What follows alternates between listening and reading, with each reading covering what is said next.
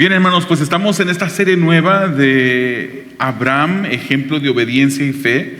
Y el título de hoy, el título del mensaje de este día es igual que el de la serie, Abraham, ejemplo de obediencia y fe.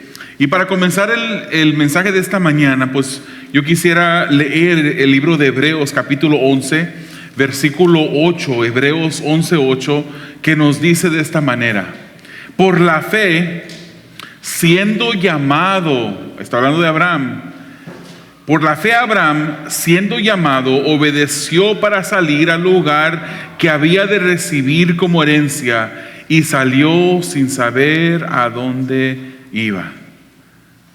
Lo repito, por la fe Abraham, siendo llamado, obedeció para salir al lugar que había de recibir como herencia y salió sin saber a dónde iba. Amado Dios, esta es tu palabra. Hemos de examinarla en esta mañana. Hemos de pedirte, Señor, que tú ilumines nuestras mentes y corazones para percibir, discernir, Señor, el mensaje que tú quieres darnos a través de ella, Señor. No es palabra mía, no es palabra de mis hermanos, es tu palabra.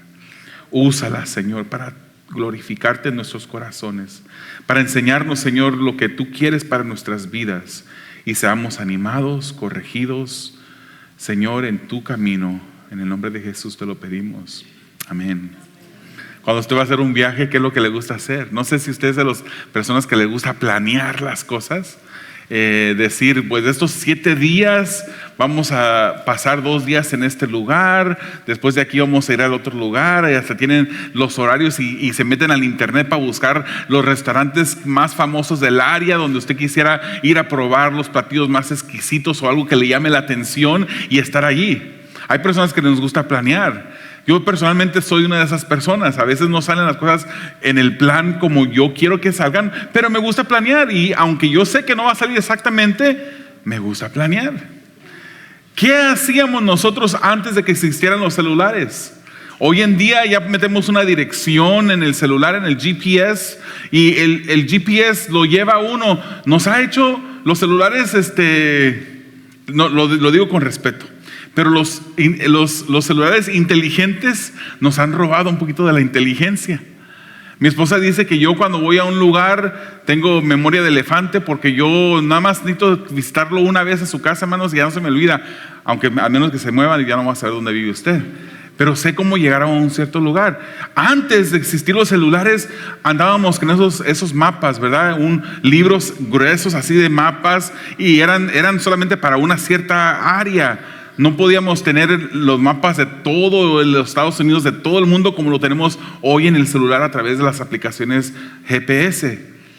Pero ¿qué hacíamos? Buscábamos la ciudad, mirábamos en el índice, buscábamos la ciudad, y luego buscábamos la calle, y la calle te decía: ve a la página fulana de tal, en la hilera 7 con la columna B. Y encontrábamos el lugar, y ahí íbamos guiándonos. Teníamos a veces que traer a otra persona al lado de nosotros para que nos fuera diciendo: aquí le vas a dar la vuelta a la mano derecha, vas a pasar 3 calles, y en la 5ª calle o la 4ª calle vas a doblar, etcétera, a este lugar. Andábamos con esos mapas en nosotros. Pues fíjese que la historia del día de hoy, vemos a un personaje, Abraham, que se le dice que salga de su tierra, de su parentela, a un lugar donde Dios le iba a enseñar. Se le dice que salga en un momento cuando no se le da ninguna instrucción, no se le da un mapa con las calles o con las indicaciones. Mira, cuando veas el camello que está más ajorobado que los demás camellos, allí te detienes, ahí te va a encontrar una persona que te va a decir: entonces dale para allá. No se le da ninguna instrucción. Pero Abraham, por la fe, siendo llamado, obedeció, dice la escritura. Obedeció para salir al lugar que había de recibir como herencia. No se le dijo qué lugar era, no se le dijo para qué dirección era. Simplemente se le dice: sal. ¿Y él hace qué? Él sale. ¿Por qué? Por la fe. Por la fe. Hermanos, las cosas de Dios son contrarias a las cosas del mundo. Muchas veces nosotros miramos las cosas y parecieran que están al revés, porque el mundo mira las cosas de una manera completamente diferente. La sabiduría del mundo es diferente a la sabiduría de Dios, lo dice el libro de Primera de Corintios. La filosofía del mundo es diferente a la filosofía de nosotros, los cristianos, que recibimos la instrucción por parte de la palabra del Señor. Los modos, los métodos, todo lo de Dios es a veces contrario a lo que la palabra del Señor dice. Incluso la Biblia nos dice que a lo bueno le llamarán malo y a lo malo le llamarán bueno. Hoy en día ya nos han cambiado las palabras del lenguaje. Hoy en día ya las cosas que son malas las dibujan con unas ciertas palabras, les ponen palabras que no parecieran ser. Imagínense la interrupción del embarazo. No se escucha tan grave, ¿verdad? Decir interrupción del embarazo en lugar de llamarlo como lo que es. Es un asesinato de un niño sin nacer, un aborto. Un aborto no natural, sino un aborto que ha sido planeado por la persona. Pero hoy en día ya se le dice planeamiento familiar. Las clínicas de planeamiento familiar, o se les dice esa interrupción del embarazo. No existe, obviamente. No se puede interrumpir el embarazo, ¿verdad? Por ejemplo, interrumpir este mensaje sería: hermanos, discúlpeme, tengo que ir allá al cuarto, ahorita regreso, pausamos y luego vuelvo a reanudar el mensaje al regresar. Eso es una interrupción. Pero el embarazo no se puede interrumpir. El embarazo se elimina, se corta para ya no poderle dar continuación después. Las cosas de este mundo son diferentes a las cosas de Dios. La grandeza en el mundo, hermanos, hoy en día se logra ascendiendo. El que no suba a escalas altas no es alguien que está siendo vencedor, alguien que va de triunfo de acuerdo a la visión de este mundo. El mundo nos dice que para subir, para llegar a la grandeza, hay que ascender, hay que conquistar, hay que usar a otras personas, no importa quién sea, úsalo como un escalón, con el punto o con el fin de que tú subas más alto, no importa quién pises. Ese es el método del mundo. La grandeza, hermanos, en el cristiano es muy diferente. En el cristiano se logra menguando. No se logra amándote a ti mismo. ¿Cómo vas a poder amar a esa filosofía humana, hermanos? Es que si no te amas a ti mismo, ¿cómo puedes amar a los demás? Si usted ha escuchado eso, ha escuchado una mentira. El método de Dios nos dice lo opuesto. Nos dice que nosotros debemos de amar a las otras personas. Debemos de sacrificarnos. Dijo Jesús, en esta tierra los gobernantes se enseñorean de las personas. Mas con vosotros, le dijo a sus discípulos, no será así. Sino que el que quiera ser mayor tendrá que ser servidor de los demás. Y él no solamente lo dijo, lo enseñó, ¿verdad? Se puso y se lavó los pies a sus discípulos. Eso es algo que siempre que hablo de eso y pienso en eso, a mí se me revuelve la cabeza. ¿Cómo es posible que el creador del cielo y la tierra se haya humillado de tal manera para ocupar un cuerpo de hombre, y no siendo suficiente, se humilla más arrodillándose delante de su creación para lavarle los pies a sus discípulos? Los métodos, las maneras del mundo son diferentes a las de Dios. Es por eso que a nosotros se nos dice que para poder llegar y lograr algo, debemos de menguar, debemos de morir. Juan el Bautista, refiriéndose a Cristo, dijo en Juan 3:30, a Él, a Jesús, le toca crecer y a mí menguar. Otra versión dice, es necesario que yo mengüe para que Él crezca. Esa es la versión que conocemos todos, ¿eh? La que estamos acostumbrados, la Reina Valera.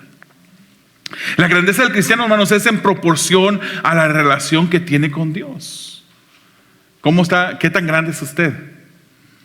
¿Qué tan grande es usted? ¿Cuál es la comunión que tiene usted con Dios? La comunión con Dios le da a usted la proporción de su grandeza como cristiano. La relación y comunión con Dios en nuestra vida determinará la calidad de nuestro carácter y nuestra vida personal. ¿No se fija que cuando está descuidado usted de repente hace cosas que usted no haría cuando usted está en comunión fuerte con Dios, orando y leyendo la Biblia persistentemente? De repente, hermanos, es que ese mismo David que estaba allí antes de conocer al Señor, ahí sigue. Y si le das de comer a la fiera se hace fuerte. Pero si le das de comer al Espíritu, el Espíritu empieza a dominar en nuestras vidas. La relación y comunión con Dios en nuestra vida también determinará nuestro compromiso incondicional con Dios, así como el compromiso incondicional que Abraham tenía con Dios. También determinará nuestro servicio hacia Dios y hacia la gente. También podremos ver todo lo bueno que las personas hacen. Cuando vemos a Dios en ellos, cuando vemos las cosas buenas, estamos viendo a Dios en ellos. Abraham, hermanos, fue uno de esos hombres que hizo grandezas, porque dejó que Dios obrara a través de él. Mientras que había aliento en él, mientras que palpitaba su corazón, Dios iba obrando en su vida. Y no siempre fueron a través de cosas preciosas que se sentían bonito, cosas grandes. Abraham tuvo una confianza inquebrantable en Dios. No fue una persona perfecta. No creyó, la palabra del Señor dice que creyó en Dios y le fue contado por justicia, pero su fe también no fue perfecta. Él fue un humano. El único perfecto que ha caminado sobre la faz de esa tierra ha sido Jesucristo. Pero su fe, Dios lo usa como un ejemplo para nosotros. Si tuviéramos la fe como la de Abraham, que fue otro humano, Dios haría grandes cosas en nuestras vidas. A él se le conoce como el amigo de Dios, imagínense nada más. La palabra del Señor nos dice en Santiago 2:23, y se cumplió la escritura que dice: Abraham creyó a Dios y le fue contado por justicia, y fue llamado amigo de Dios. En este mensaje, hermanos, yo quisiera que veamos cómo Dios obró en la vida de Abraham. Yo quisiera que podamos identificar algunas virtudes que le distinguen a Abraham, y también no solamente mirarlas y poder admirarlas, sino poder ser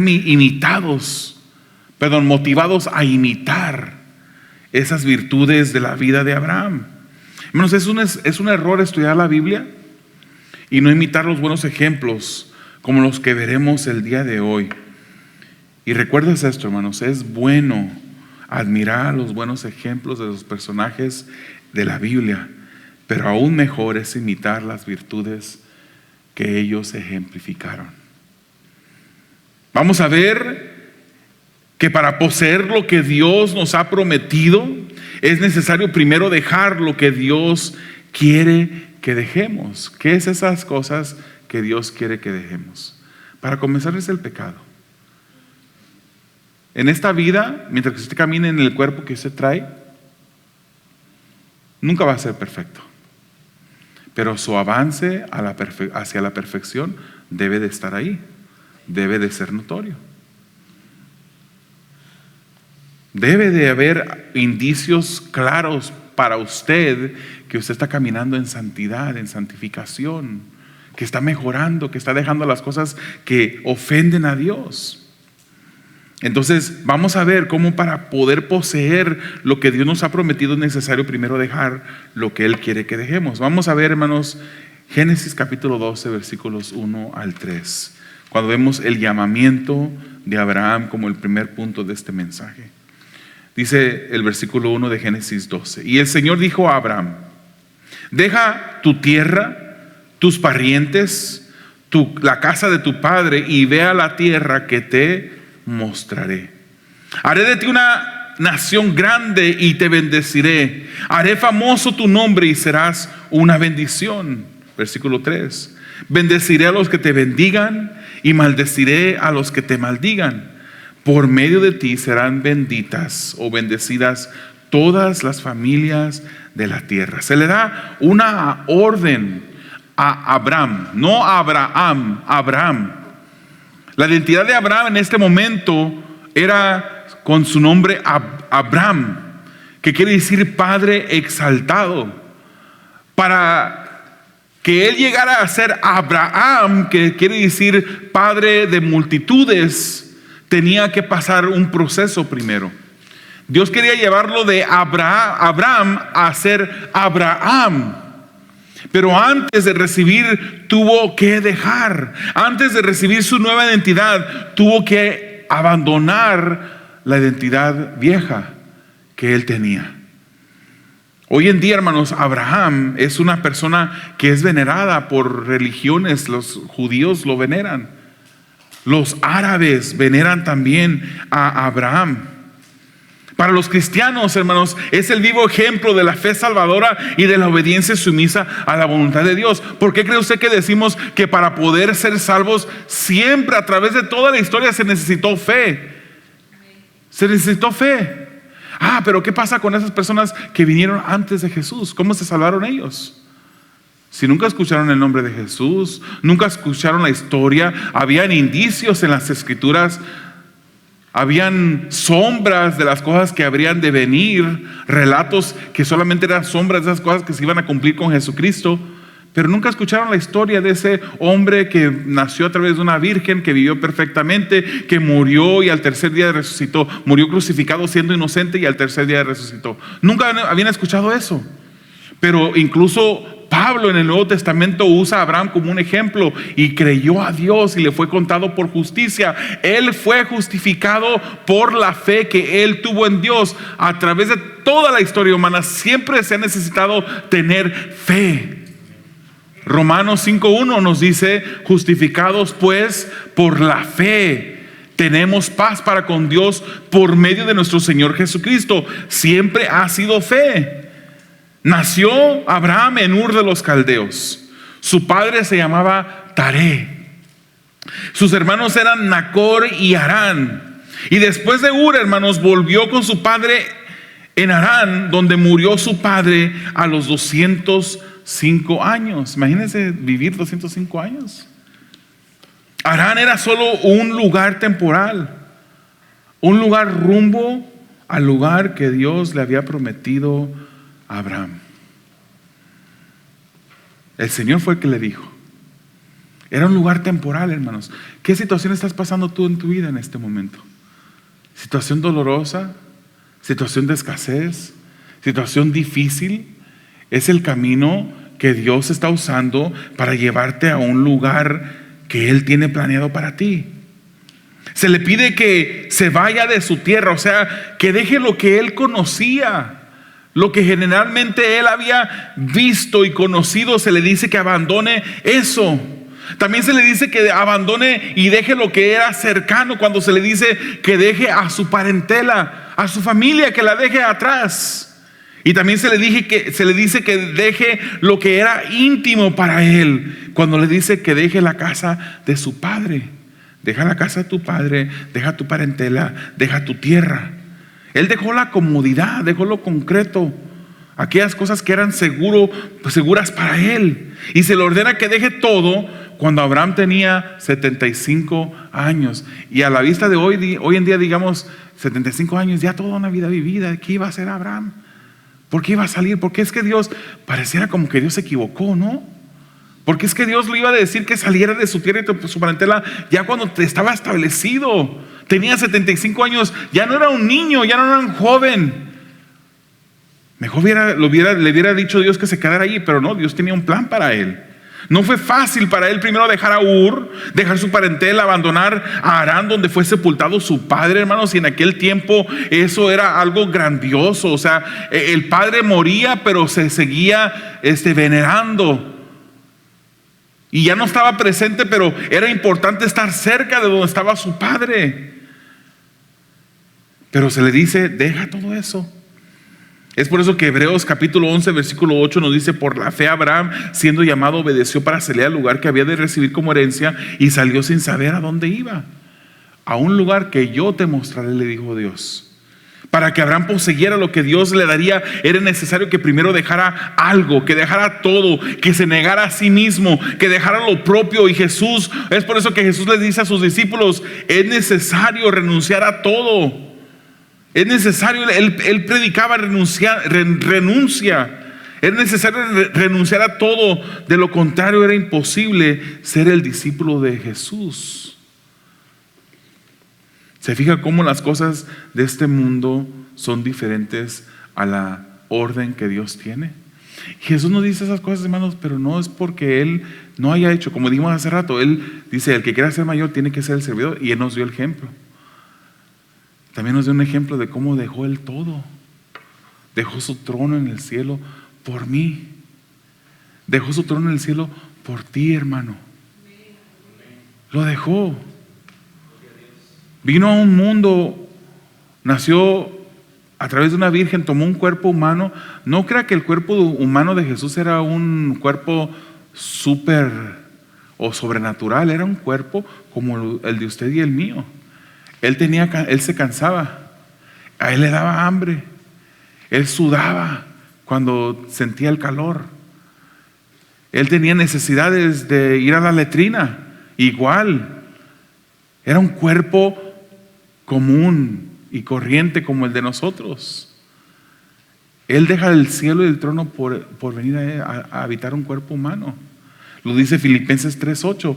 Es más, todo lo considero pérdida por razón del incomparable valor. Eso es Pablo hablando.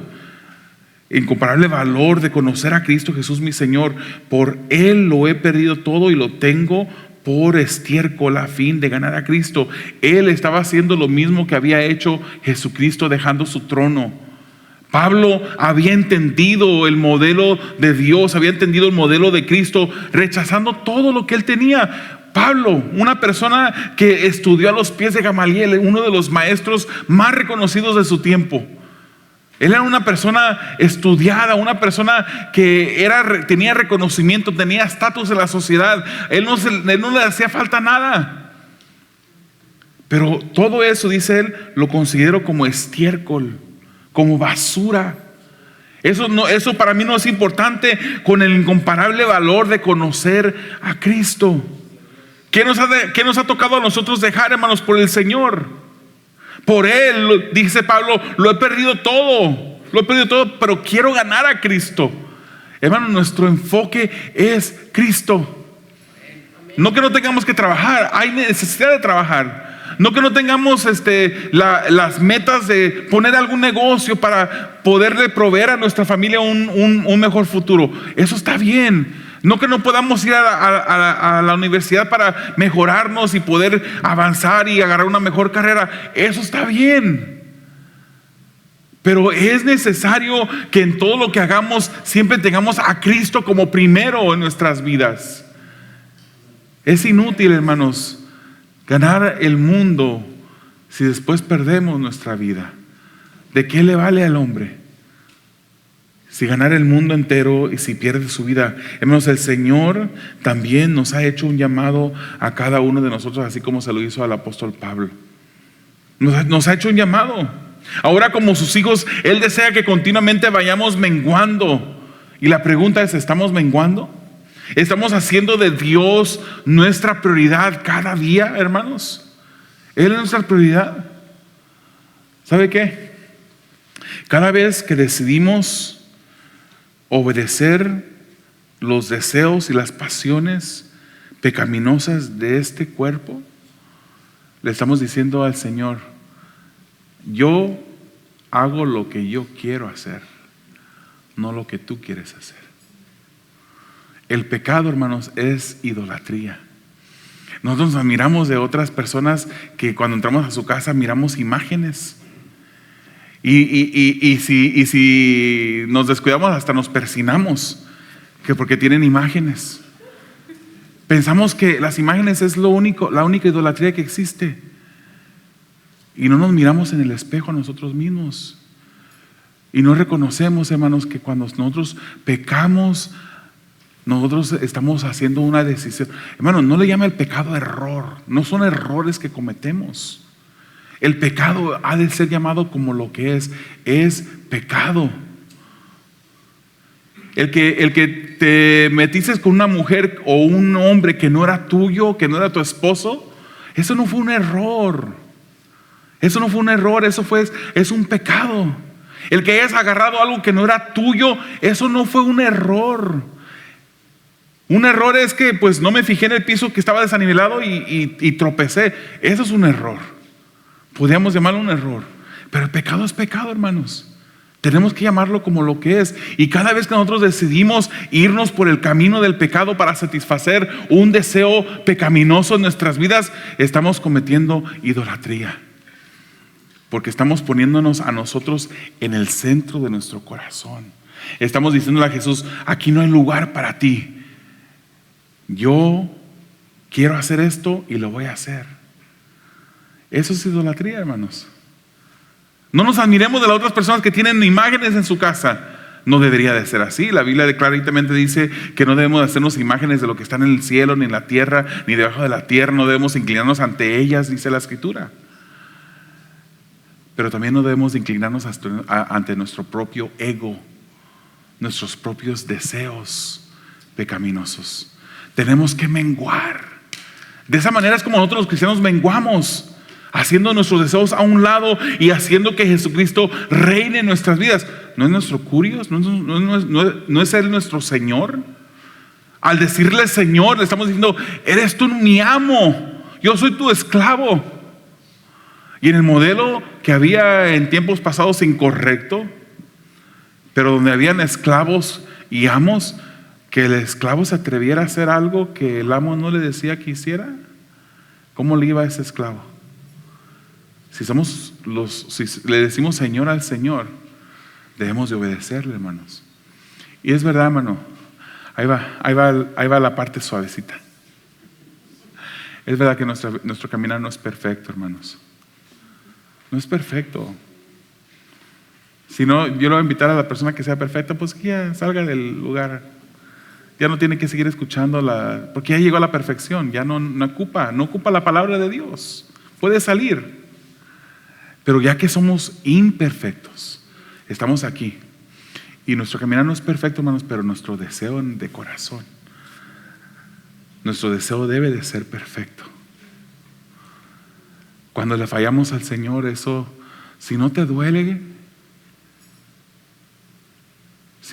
cuando le fallas al Señor, pregúntate: ¿qué está pasando en mi vida? Si no corres al Señor a pedirle perdón cuando le fallas a Él, ¿qué está pasando en tu vida? Si no tienes deseo de leer la palabra del Señor, esta carta que tu Padre te dejó, ¿qué está pasando en tu vida? Si no tienes deseo de comunión con el Señor, ¿qué está pasando, hermanos? Tenemos que menguar para que Cristo crezca en nosotros. Se le promete a Abraham que iba a ser bendecido. El llamamiento del Señor, además de conllevar 3 órdenes, incluía 7 bendiciones. La primera promesa que Dios le hace a Abraham, le dice que iba a ser de él una nación grande. Imagínense nada más, teniendo una esposa que era estéril, que no podía tener hijos. Pero le dice a Abraham: te voy a hacer una nación grande, de tus entrañas saldrá una nación grande. O sea, eso es como para reírse. Hay gente que acusa a Sara porque ella escuchó cuando los ángeles habían visitado a Abraham y que le dijeron que ella iba a dar a luz, y Sara se rió. Pero imagínense, o sea, yo creo que nosotros detrás de la tienda ahí nos hubiéramos echado una carcajada que no nos hubiéramos aguantado. Ya Sara, aparte de ser estéril, ya no tenía la costumbre de las mujeres. No tengo que explicar más lo que quiere decir eso. Ya no la tenía. Ya había pasado el tiempo de su fertilidad, y aún antes de ese tiempo era estéril, no podía tener hijos.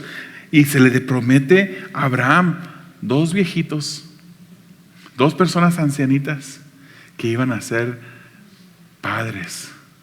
Era para reírse, pero Abraham le creyó. Hermanos, lo que el Señor nos diga podemos creerlo a ciegas. A ciegas.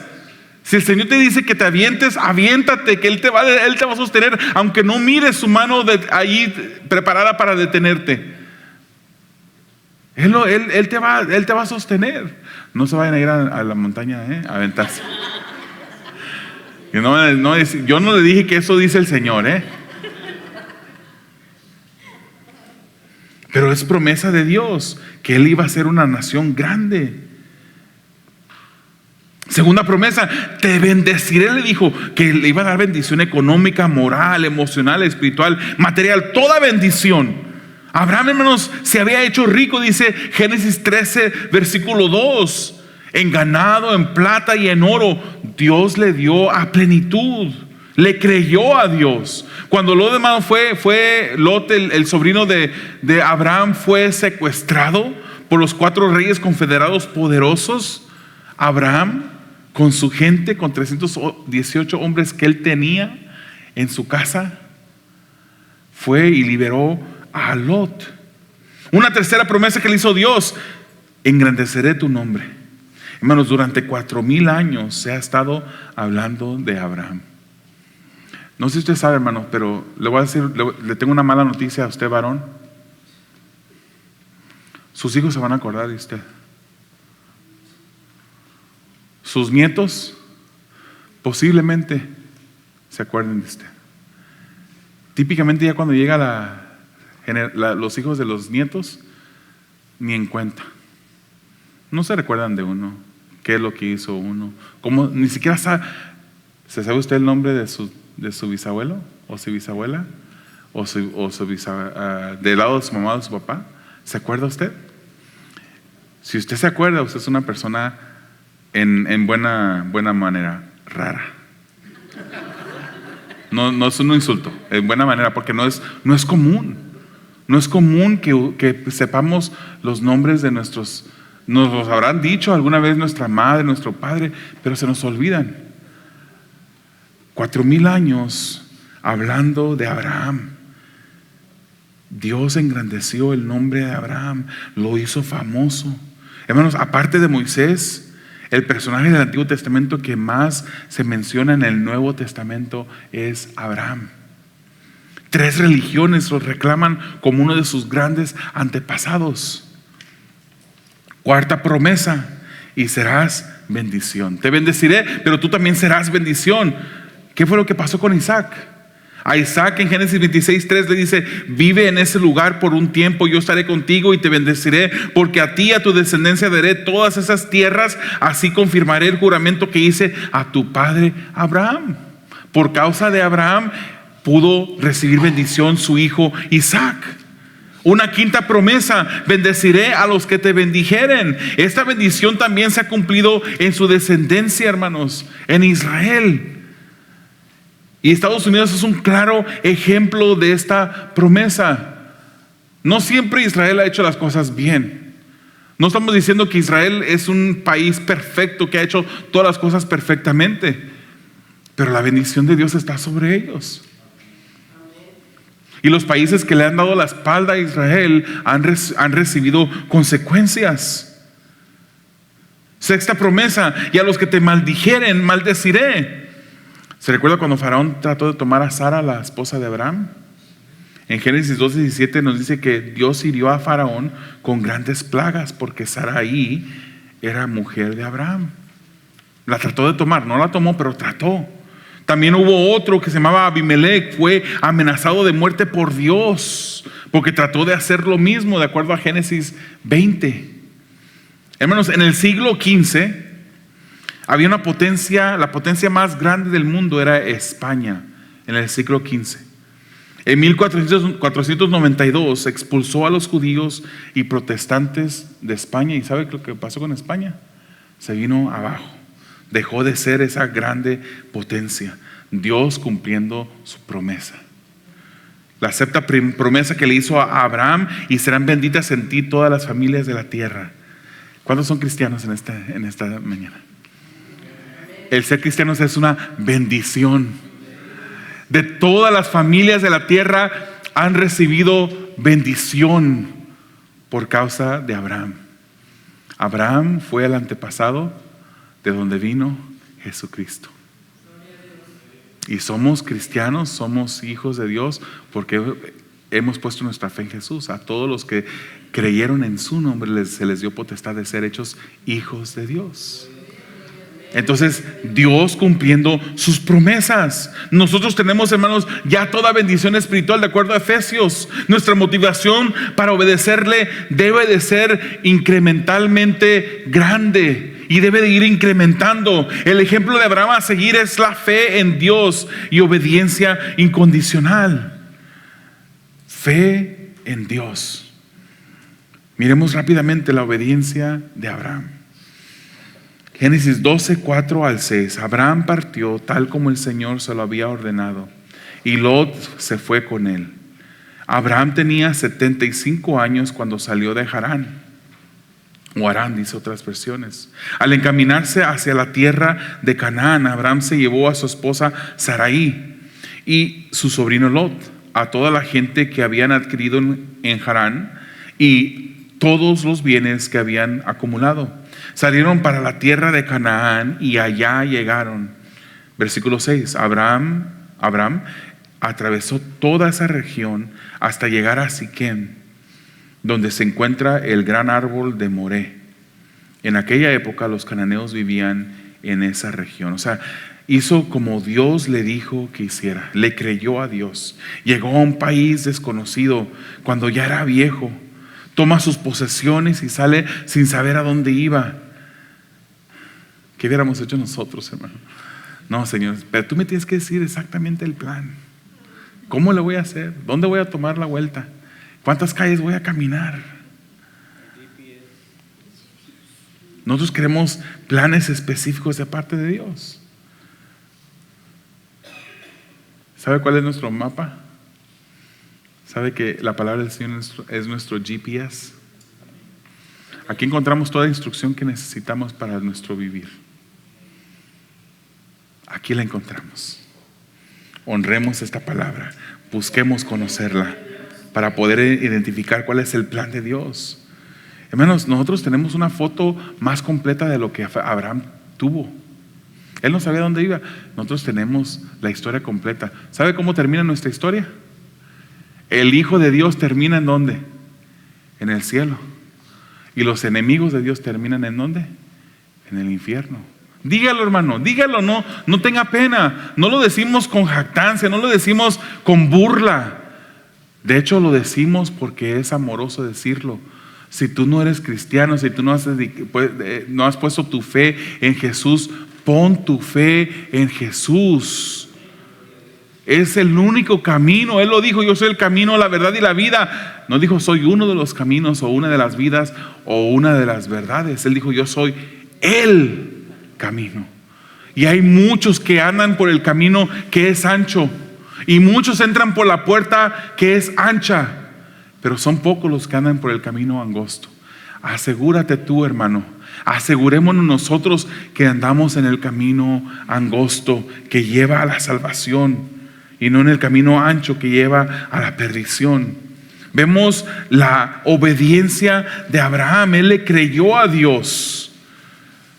Y dice en el versículo 5 que llegaron a donde habían salido. Esto es una diferencia, hermanos, grandes entre Abraham e Israel. Israel salió como Abraham también. ¿Se recuerda cuando salieron de Egipto? De acuerdo como nos explica las Escrituras. Pero no creyeron en Dios. Querían liberarse de la esclavitud de Egipto, pero estando en el desierto añoraban las cebollas y los ajos que había en Egipto. Querían regresarse a Egipto. Habían salido de la esclavitud porque el faraón los tenía con mano fuerte. Y llegó el momento cuando ni siquiera la paja les iban a dar y tenían que hacer el mismo nivel de ladrillos. O sea, antes se le daba la paja y se le decía: tanto ladrillos se toca hacer hoy. Pero un momento faraón se enojó y dijo: ya no les vamos a dar ni la paja para los ladrillos. Ustedes mismos van a tener que ir al campo a agarrar, a cosechar la paja, y no se les va a reducir el nivel de trabajo que tienen. El pueblo de Israel salió, pero no llegó. Salió. La generación que salió de Egipto no llegó porque no creyeron en Dios. Hermanos, ¿sabía usted que de Egipto a la tierra prometida eran simplemente unas 3 semanas de camino? ¿Sabía usted que el pueblo de Israel duró 40 años rodeando en el desierto? 40 años. Cuando el viaje era solamente de unas 3 semanas, cuando mucho 5 semanas. Si les hubiera antojado irse más despacito, así, admirando el paisaje. 5 semanas. Pero cuando llegaron a la tierra prometida, mandaron a 2 espías. Un espía de cada tribu. Y cuando regresaron los 2 espías de haber analizado la tierra, llegaron y 10 de los 12 dijeron: ni nos atrevamos. Hay gigantes grandísimos, parecemos langostas al lado de esos gigantes. No vamos a poderlos vencer. Además, las paredes de esas ciudades que están ahí en esa tierra son anchas, son grandísimas. No podremos conquistar las ciudades. Y el pueblo, la generación que salió de Egipto, escuchó a esos 10 espías incrédulos y siguieron la recomendación de los 10 y quedaron tendidos en el desierto. Como Abraham, ellos salieron. Pero Abraham, por la fe y por obediencia a Dios, llegó. Mientras que el pueblo de Israel no llegó. ¿De qué lado quieres estar tú, hermanos? Abraham es el padre de la fe, porque él confiaba en Dios, hermanos. Hebreos capítulo 11 nos lo dice, que por la fe habitó como extranjero en la tierra prometida. Él llegó, pero aún llegando él habitó como en tierra ajena, de la cual Dios es arquitecto y constructor, dice Hebreos 11.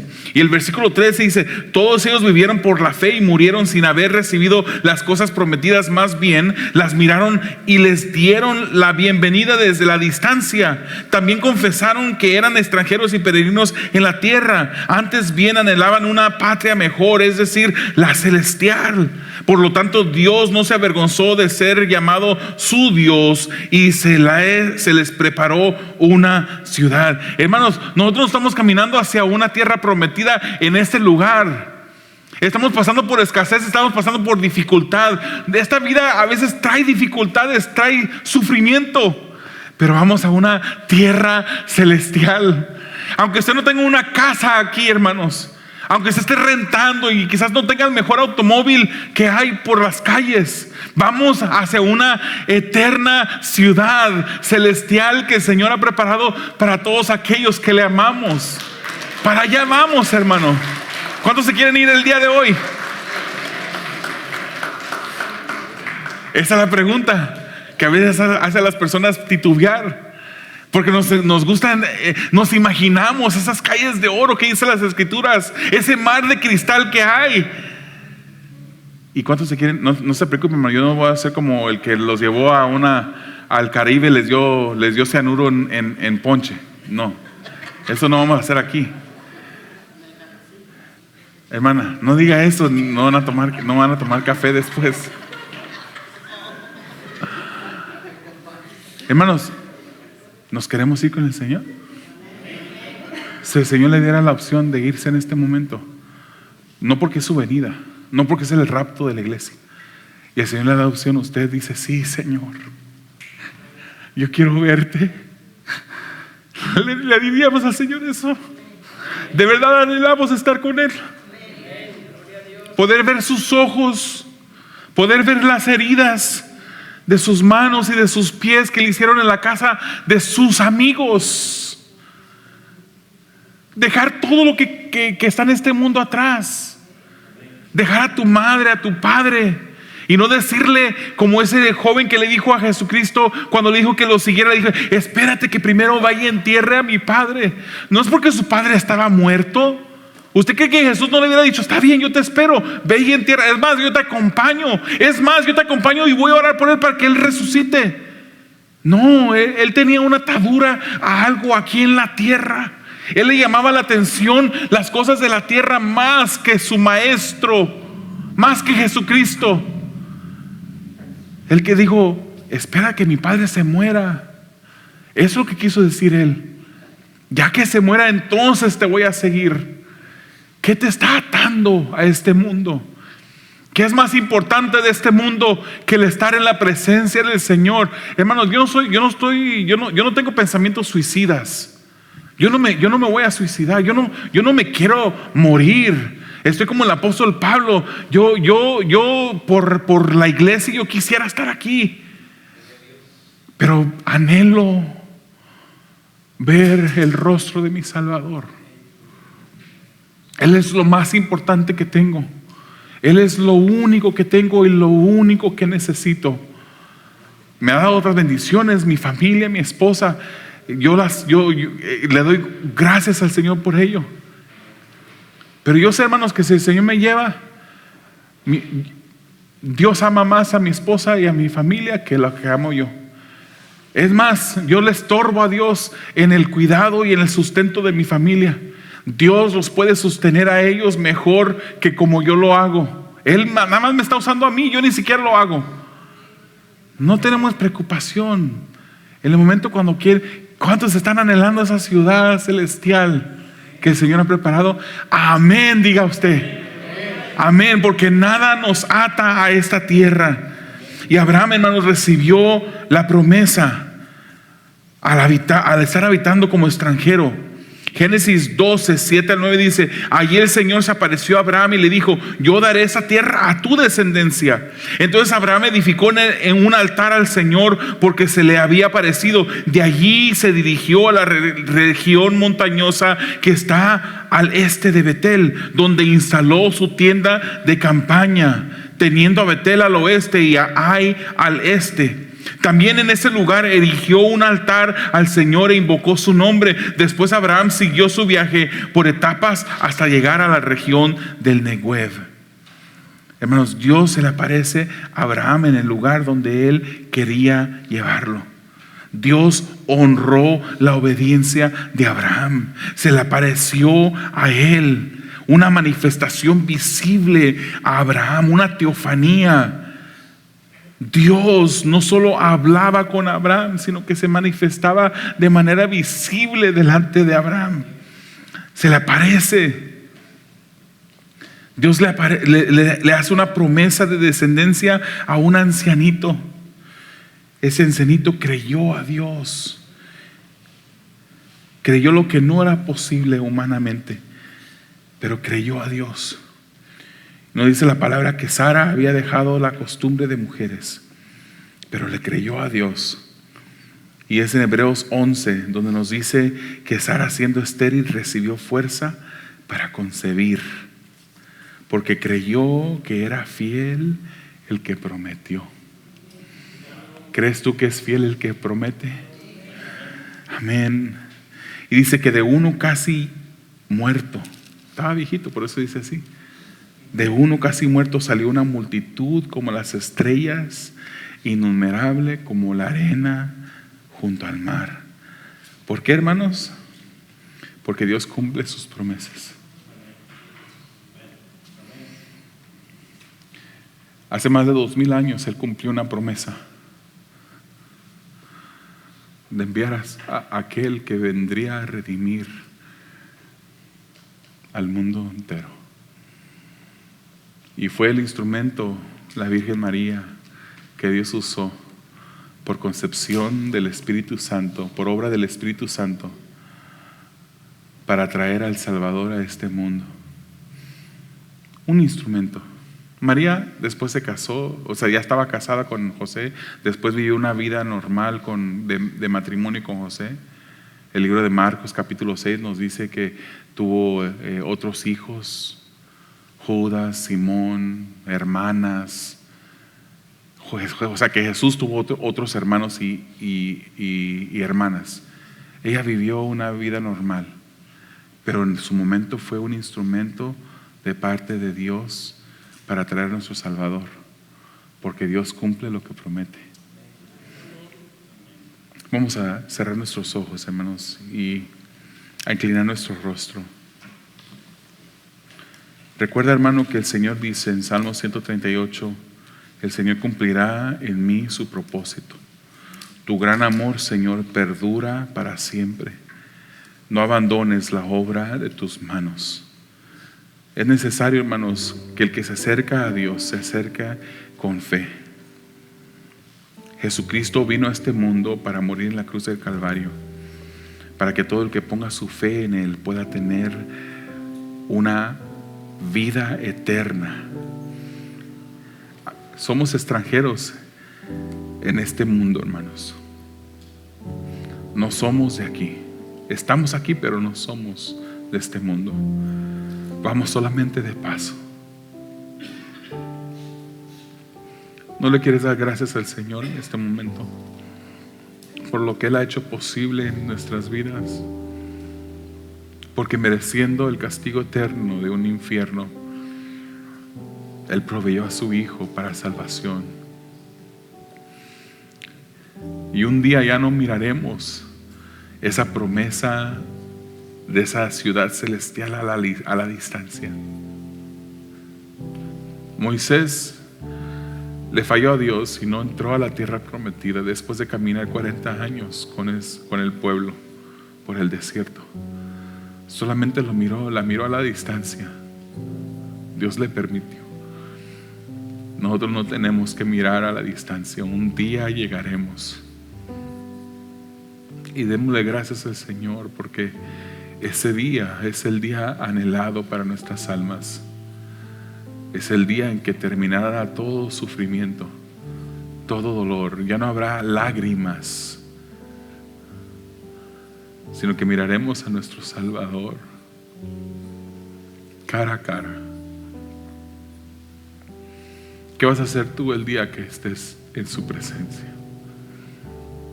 Un canto dice: puedo imaginarme. Me arrodillaré delante de Él, le cantaré, danzaré. No sé lo que es. Yo no creo que ninguno de nosotros sabemos lo que haríamos. Lo que sí sabemos es que seremos llenos de un gozo indescriptible. Nos maravillaremos viéndolo cara a cara. Ese es nuestro destino de aquellos que hemos puesto nuestra fe en Jesús. Allá es a donde vamos. Amado Dios, te damos gracias por esa esperanza viva. Señor, dice tu palabra: bienaventurados los que no te vieron, pero creyeron.